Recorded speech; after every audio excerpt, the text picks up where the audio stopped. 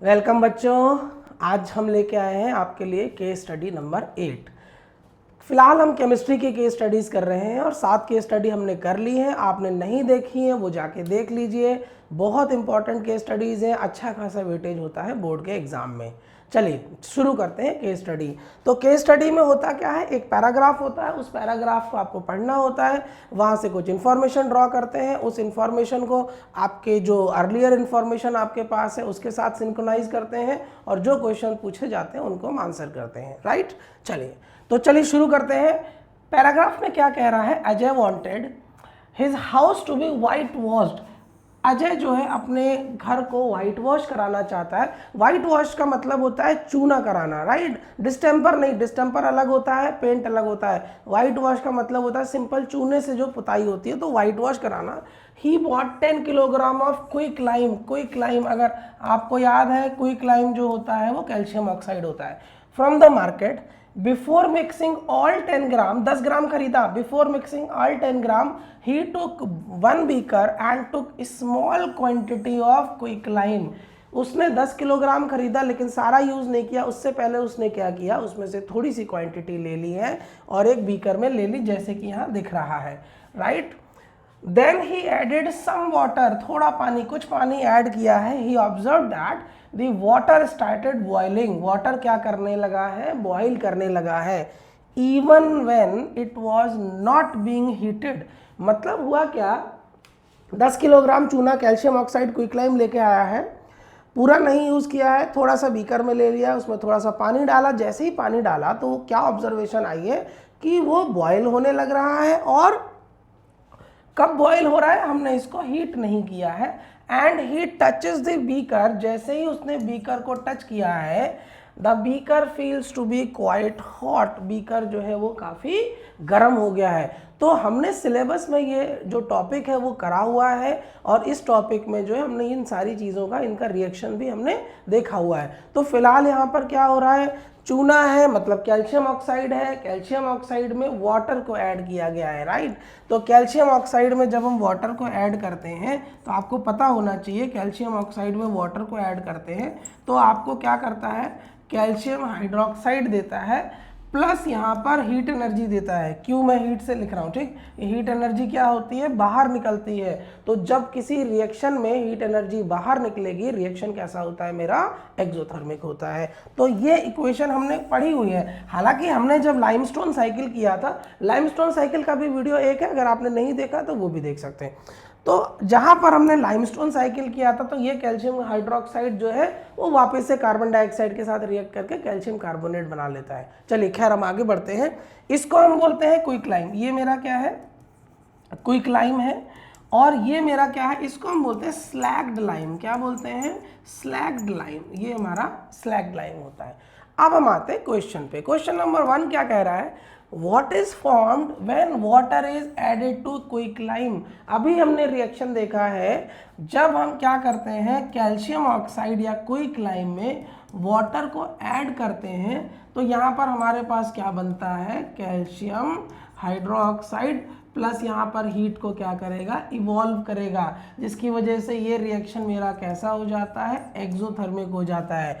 तो क्या मेरे को प्रोडक्ट मिल रहा है, कैल्शियम हाइड्रोक्साइड मेरे को प्रोडक्ट मिल रहा है। आंसर भी आप चेक कर सकते हैं। इस तरीके के ऑब्जेक्टिव क्वेश्चंस या केस स्टडी बेस्ड क्वेश्चंस जो है बराबर जो है बोर्ड पूछता है और पूछता भी रहेगा। पिछले कुछ सालों में बोर्ड ने क्या किया है, इनके लेवल को थोड़ा सा बढ़ा दिया है। तो अभी देखते हैं इस साल क्या रिस्पॉन्स रहता है। सेकेंड क्वेश्चन है, the nature of the product formed is acidic, basic, neutral both first and second. बोल रहा है कि जो प्रोडक्ट बना है, जो प्रोडक्ट मेरा क्या है, ये हमें ध्यान रखना पड़ेगा। प्रोडक्ट मेरा क्या बना है, कैल्शियम हाइड्रोक्साइड बना है। ये पूछ रहा है कि जो प्रोडक्ट बना है वो एसिडिक है कि बेसिक है कि न्यूट्रल है, राइट। पहली चीज, एसिडिक प्रोडक्ट क्या होते हैं या एसिडिक सब्सटेंस क्या होते हैं, जो अपने साथ H+ आयन रखते हैं, या अगर आप उनको पानी में डिज़ोल्व करेंगे तो H+ आयन जो है वो सॉल्यूशन में रिलीज करेंगे। अगर मैं इसको देखो, कैल्शियम हाइड्रोक्साइड को CaOH2 है, अगर आप इसका एक्वस सोल्यूशन प्रिपेयर करें, अगर आप इसको डिसोशिएट करें, राइट, तो डिसोशिएट करें मतलब अलग अलग करें, अलग अलग कब होगा ये, जब ये लिक्विड में जाएगा, वाटर में जाएगा, एक एक्वस सोल्यूशन प्रिपेयर करेगा, तब यहाँ पर क्या करेगा, ये Ca2+ आयन बनाएगा, ये वाला मेरा क्या बनाएगा, कैटाइन बनाएगा, Ca2+ एक आयन ये मिलेगा आपको, और यहाँ पर 2 हाइड्रोक्सिल आयन मिलेंगे, हाइड्रोक्साइड आयन, ये हमारा हो गया है एनाइन, ये क्या मिलेगा, ये है एनाइन। तो एसिडिक कब होता है, जब H+ आयन क्या करेगा, रिलीज करेगा, तब हमारा जो सब्सटेंस होगा वो कैसा होगा, एसिडिक, ये H+ है, H+।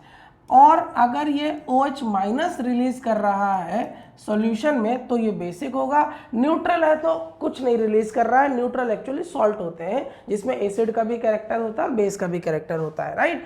तो यहाँ पर हमारे पास क्या रिलीज कर रहा है, OH-, जिसकी वजह से इसका कैरेक्टर क्या हो जाएगा, बेसिक हो जाएगा। तो मेरा आंसर तो ये रहा। दूसरा, एसिड के केस में जो pH वैल्यू होती है, एसिड के केस में, राइट, ये आपको याद भी रखना, अभी अगला क्वेश्चन भी इसी से रिलेटेड है। जो एसिड है उसकी pH की वैल्यू <7 होगी और जो बेस है उसकी pH की वैल्यू <7 होगी। एक बार हम इसको अभी आगे देख लेंगे, बेस मतलब pH की वैल्यू जो होगी वो <7 होगी। तो यहाँ पर जो प्रोडक्ट है आपका कैल्शियम हाइड्रोक्साइड है, ये कैसा है, बेसिक नेचर का है। चलिए आगे शुरू करते हैं अगला question. The chemical reaction between quicklime and water is characterized by, इस वर्ड को आपको पहले समझना है, कैरेक्टराइज्ड जब कोई वर्ड यूज करता है इस तरीके के क्वेश्चन में तो उसका सेंस क्या निकलता है। देखिए, केमिकल रिएक्शन किया क्विकलाइम और वाटर में, तो बोल रहा है कि क्या इस रिएक्शन की कैरेक्टरिस्टिक्स क्या है। पहली चीज, अगर मैं रिएक्शन को लिखता हूं तो कैल्शियम क्या करता है, कैल्शियम ऑक्साइड क्या करता है, वाटर के साथ जब रिएक्ट कर रहा है तो कैल्शियम हाइड्रोक्साइड बना रहा है, जिसको मैं क्या करता हूँ, स्लैग्ड लाइम होता है। और ये जो स्लैग्ड लाइम जो होता है ये कैसा होता है, वाइट कलर का जो है, पेस्ट टाइप से होता है। अगर आपने वाटर कम डाला है, अगर आपने वाटर ज़्यादा डाला है तो फिर एक्वा सॉल्यूशन पूरी तरीके से डिजोल्व हो जाएगा और वाइट कलर का सॉल्यूशन नजर आएगा। तो जो स्लैग्ड लाइम है, अच्छा ऐसा नहीं होता है कि जैसे हम देखते हैं ना, इनो हमने लिया, इनो पानी में डाला तो तुरंत हमको रिएक्शन मिल गया, यहाँ रिएक्शन इतना फास्ट नहीं होता है। तो आप ऐसा मत समझिए कि तुरंत डाला कैल्शियम ऑक्साइड, तुरंत वाटर डाला और जादू हो गया, जादू होकर तुरंत प्रिपेयर हो गया। देखिए, किसी भी रिएक्शन को होने में टाइम लगता है, राइट। तो लेकिन वो जब रिएक्शन कंप्लीट होता है तो हमें कुछ चीज़ें वो दिखाता है। लेकिन यहाँ पर कैरेक्टराइज्ड का मतलब है कि अगर किसी दो सब्सटेंस के बीच में रिएक्शन हो रहा है तो आप कैसे बताएंगे कि हाँ रिएक्शन स्टार्ट हो गया है। इनिशियल सिग्नल और साइन क्या है, इनिशियली आपको क्या ऑब्जर्व हो रहा है, प्रोडक्ट बाद में जो बनेगा वो हम बाद में देखेंगे, राइट। लेकिन इनिशियली रिएक्शन होने के साइन एंड सिग्नेचर्स क्या है देखते हैं। पहला है, क्या इसमें इवोल्यूशन ऑफ हाइड्रोजन गैस होती है, कोई हाइड्रोजन वगैरह गैस इवॉल्व नहीं होती है, यहाँ पर हीट इवॉल्व होती है, ठीक है ना। तो ये तो मेरा ऑप्शन गलत हो गया। फॉर्मेशन ऑफ स्लैग्ड लाइम होता है, हाँ बिल्कुल फॉर्मेशन ऑफ स्लैग्ड लाइम हो रहा है, बिल्कुल ये हो रहा है, राइट। लेकिन क्या ये कैरेक्टरिस्टिक है इक्वेशन की या रिएक्शन की, नहीं, रिएक्शन की कैरेक्टरिस्टिक नहीं है ये क्या है, ये रिएक्शन का फाइनल प्रोडक्ट है और जिसको बनने में थोड़ा सा टाइम लग रहा है, ठीक। तो ये इसका कैरेक्टरिस्टिक नहीं है, ये उसका प्रोडक्ट हुआ है। रिएक्शन हो रहा है ये मुझे कैसे पता चलेगा। आपको याद है उसमें जब पैराग्राफ देखा था तो उसने टच किया था बीकर को टच किया था तो क्या हो गया था, बीकर गर्म हो गया था और जो रिएक्शन के ड्यूरेशन पे वाटर क्या करने लगा था, बॉयल करने लगा था। तो वाटर जब बॉयल कर रहा था उस ड्यूरेशन पे टेम्परेचर बढ़ रहा था और वो बीकर हीटअप हो गया था। तो कैरेक्टरिस्टिक्स क्या है, चेंज इन टेम्परेचर। तो यहाँ पर क्या कर दिया है, इस रिएक्शन के ड्यूरेशन पे टेम्परेचर राइज कर गया है। ये इनिशियल साइन एंड सिग्नल होगा जो आपको देखने को मिलेगा कि भाई हाँ रिएक्शन हो रहा है इनके बीच में। चेंज इन कलर, यहाँ पर कोई कलर का चेंज नहीं होता है, कैल्शियम ऑक्साइड भी व्हाइट कलर का होता है, जो फाइनल कैल्शियम हाइड्रोक्साइड बनेगा वो भी व्हाइट कलर का होता है, कोई नहीं। तो हम क्या समझे अभी, चेंज इन टेम्परेचर जो है इसका साइन एंड सिग्नल है, ये फाइनल प्रोडक्ट है। तो कभी गलती से इसको मत लीजिएगा, जब भी कैरेक्टराइज या कैरेक्टरिस्टिक बोले तो आपको ये देखना है कि साइन एंड सिग्नल क्या है उस रिएक्शन, जब वो रिएक्शन हो रहा है, राइट। तो इसका ऑप्शन हमारा आंसर क्या हो जाता है 3, change in temperature of mixture. The reaction is exothermic, obviously heat release हो रही है, एक्सोथर्मिक होगा, हीट रिलीज होगा, and hissing sound is produced, थोड़ी थोड़ी हिसिंग साउंड, एक विस्परिंग टाइप से होती है, जैसे इस तरीके की जो आवाज आती है, ठीक है ना। This product is slag lime calcium hydroxide. तो ये आपको ध्यान रखना है, कैल्शियम हाइड्रोक्साइड या स्लैग लाइम इंस्टेंट फॉर्मेशन नहीं होता है, रिएक्शन ये स्लो होता है, बहुत फास्ट रिएक्शन। देखिए रिएक्शन होता बहुत फास्ट है लेकिन प्रोडक्ट देर में बनता है। रिएक्शन की इंटेंसिटी तो फास्ट होगी लेकिन जो प्रोडक्ट होगा वो धीरे धीरे बाद में प्रेसिपिटेट होगा, इनिशियली नहीं होगा। रिएक्शन तो आपको दिखेगा कि हाँ जी बहुत फास्ट हो रहा है, बॉइलिंग हो रही हो गई, ठीक है। तो इस तरीके से चलिए नेक्स्ट आते हैं। अगला क्वेश्चन है which of the following statement is correct. यहाँ पर खास ध्यान रखना है, कभी कभी एग्जाम में क्या कर देता है, ये इनकरेक्ट भी बोल देता है, तो वहाँ पर कभी स्टूडेंट कंफ्यूज भी हो जाते हैं, तो इसको ध्यान से पढ़ना है जब आप क्वेश्चन को करेंगे। Which of the following statement is correct about the reaction observation. Reaction की ऑब्जर्वेशन में कौन सी चीज़ यहाँ पर करेक्ट इंडिकेट कर रहा है। It is an endothermic reaction, नहीं, हीट रिलीज हो रहा है, एंडोथर्मिक नहीं है। कौन सा रिएक्शन है मेरा, एक्सोथर्मिक है, ठीक है।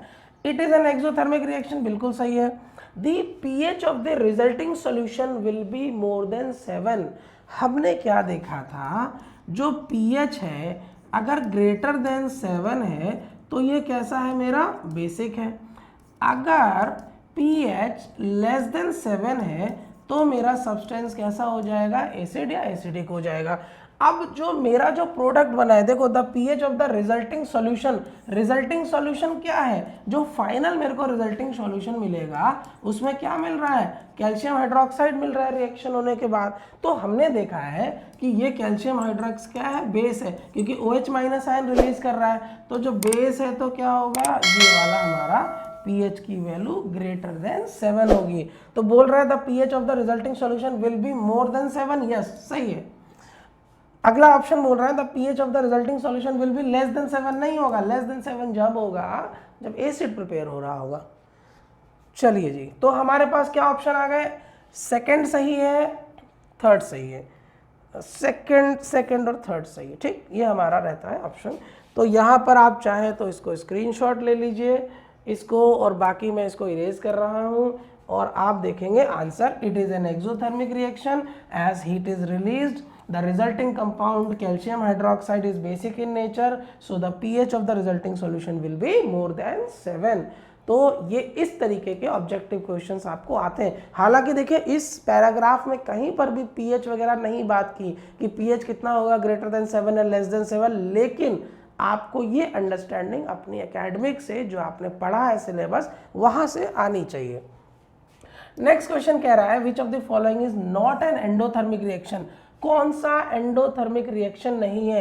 एंडोथर्मिक रिएक्शंस कौन से होते हैं, एंडोथर्मिक जहाँ पर हीट को हम ऐड करते हैं, हीट क्या होता है, एब्जॉर्ब होता है, हीट क्या होगा, एब्जॉर्ब होगा। और जो एक्सोथर्मिक रिएक्शन होते हैं यहाँ पर हीट क्या होती है, रिलीज होती है, मतलब बाहर निकलेगी, रिलीज होगी, ठीक है। तो कैल्शियम कार्बोनेट और कैल्शियम ऑक्साइड और CO2, देखिए पहली चीज आपको मैं बता दूं, चैप्टर 1 में हम पढ़ते हैं decomposition reaction, combination reaction, exothermic, endothermic. All decomposition reactions are endothermic. Decomposition reaction क्या होंगे, एक कंपाउंड होगा वो बाद में टूटेगा with the help of heat. Heat नहीं देंगे तब तक कोई डिकम्पोजिशन नहीं होगा, राइट, क्योंकि बॉन्ड तोड़ने के लिए एनर्जी को देना पड़ेगा ना, तो वो जो बॉन्ड कैसे टूटेगा, आपको एनर्जी आप बाहर से सप्लाई करनी पड़ेगी।